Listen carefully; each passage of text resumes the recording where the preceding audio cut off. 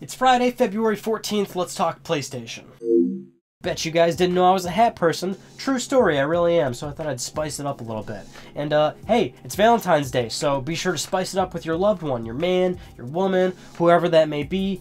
Treat your significant other right. And if you're single, probably play some games, some Last of Us DLC, that came out today.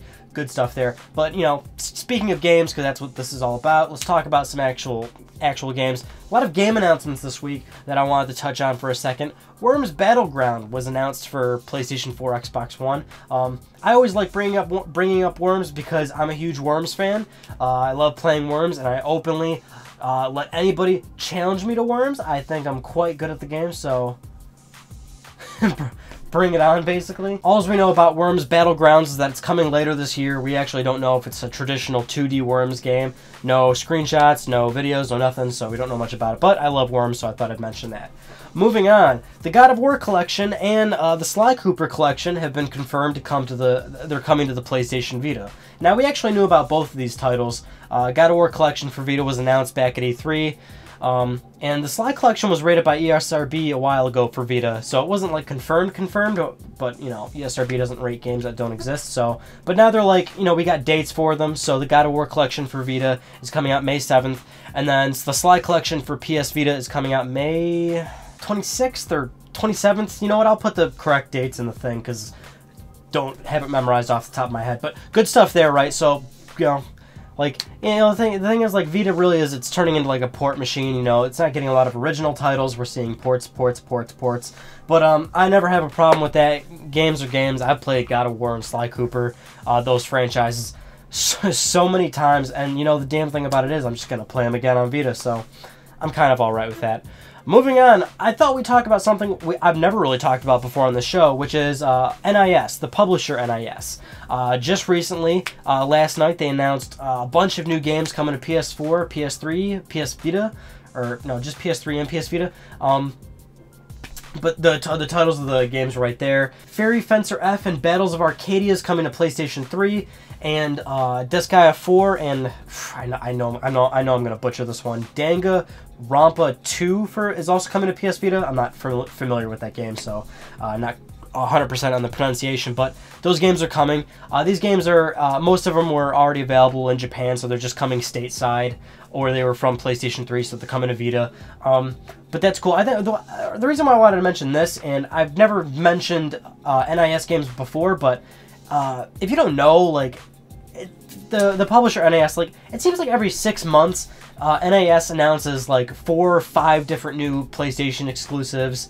And they're always RPGs, but they're always like obscure games. These games don't sell like millions of copies, right? But they sell marginally well enough for them to do profit, and they're just so committed to these games, you know, and it kind of proves that you don't need to make something that's a mainstream success, and you don't have to release it on all platforms to turn a profit and have a happy fan base. So I really like that about them. So I just thought I'd, you know, kind of mention that for this episode, because really they announce so many games all the time, and chances are if you're a fan of their games, you keep up with them and you know what games are coming out from them, and, you know, and stuff like that. My one friend really loves Disgaea. He can pour like thousands of hours into these games. I've never really played any of them, so I'm sure I could get lost in them, but I don't know. Maybe that might not be a good thing for me. Moving on to some of the more major news stories of this week, the PlayStation Vita Slim is now coming to North America in a Borderlands 2 bundle. I would assume that the PS Vita Slim will also be available as a standalone box, but for $199 you can get a PS Vita Slim and Borderlands 2, which is great. I mean, so yeah, so now it's come full circle, right? Just last week, or 2 weeks ago, we were talking about how the Vita Slim, Sony's kind of handling the hardware in a sort of weird way. You know, usually when they redesign hardware, it just gets released worldwide, usually within the same sort of time period, but it was just Japan for how many months, then Europe, and now it's coming to America. So, but let's go into some really interesting stuff. Sony outlined a couple of statistics and cool sort of like, you know, things that we know about that we now know about the PS Vita, which is basically what Sony is saying. 60% of PlayStation 4 owners also own a PlayStation Vita. 60%. So out of that 60%, that's a few good million units.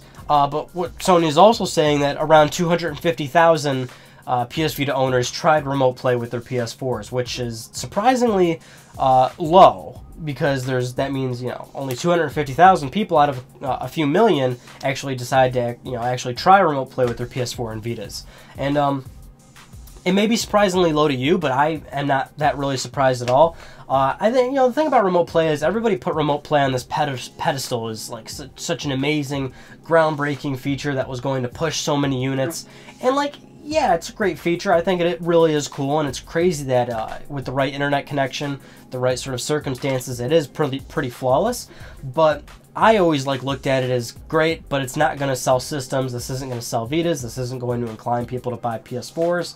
I mean, it certainly would for some people, right? Of course, there's that scenario where somebody would buy one for the other, you know, that sort of situation. But it's not like it's going to do it so much that you really see a huge increase in Vita numbers or PS4 numbers, which, you know, PS4 is a new next-gen system, so it's going to sell well regardless. So I'm not surprised that few people are even, you know, bothering to try it or certainly use it for a long period of time.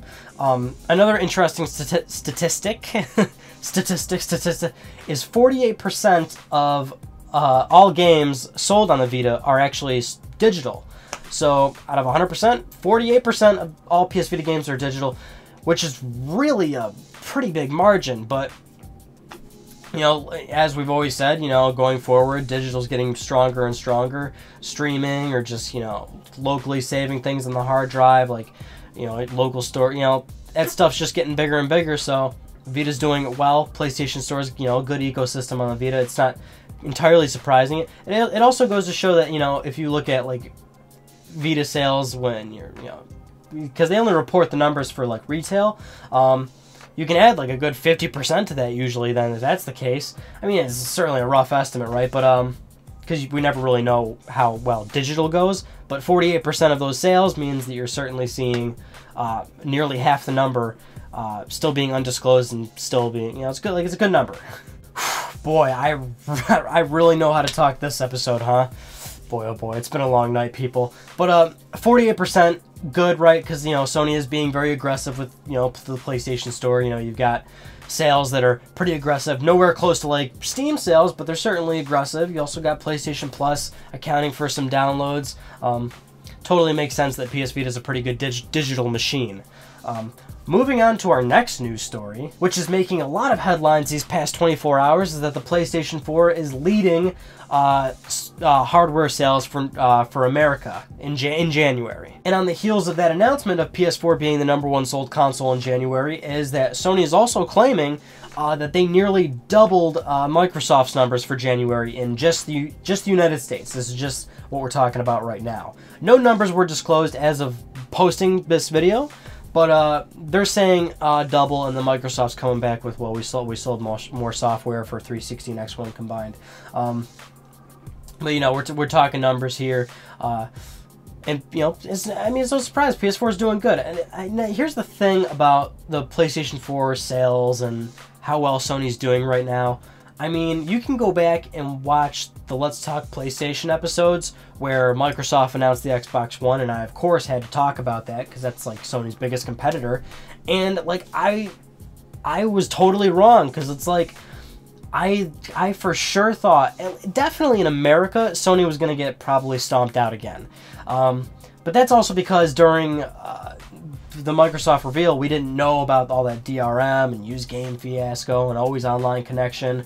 Back at their May 21st, when did they announce the Xbox One? May 21st?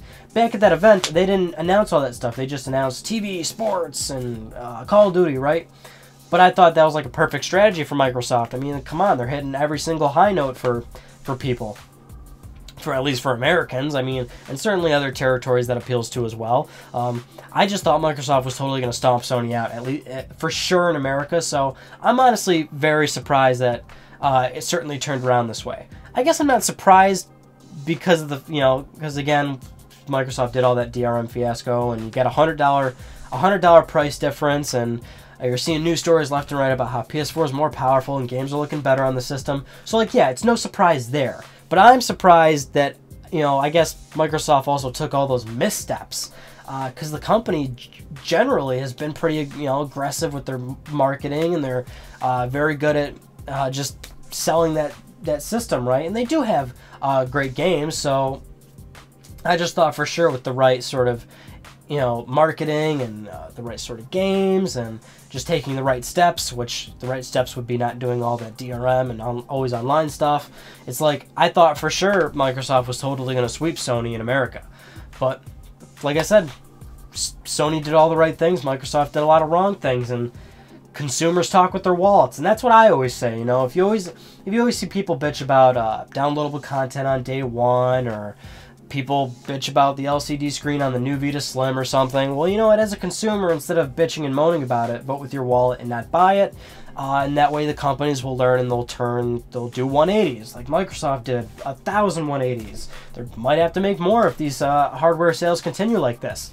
So, good move on Sony. We've talked about this before. They're making the right steps now, so hopefully they keep making the right steps moving forward, because these consoles are going to be around for the next 5 to 6 to 7 years. All right, everybody, those were just some of the news stories I wanted to talk about with you this week. That concludes this week's episode of Let's Talk PlayStation. I'm Ryan Benecki. Thank you so much for talking with me, and I'll see you next Friday.